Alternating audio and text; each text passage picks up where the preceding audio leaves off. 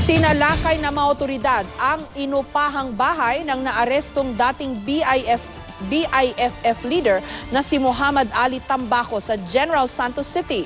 Nakumpiska mula roon ang mga gamit sa paggawa ng improvised explosive device o IED, gaya ng wiring, handheld radio, baterya at blasting caps. Isa si Tambaco sa mga itinuturong nagkanlong kay Basit Usman.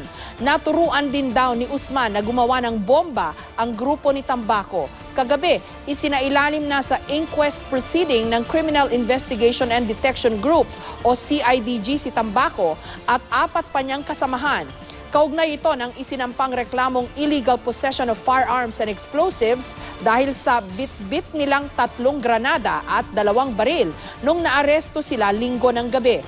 Pero bukod dito, may iba pa raw kasong kakaharapin sina Tambaco. Unang-una, involvement sa Mamasapano incident, involvement sa maraming kaso ng terorismo sa area po ng Central Mindanao.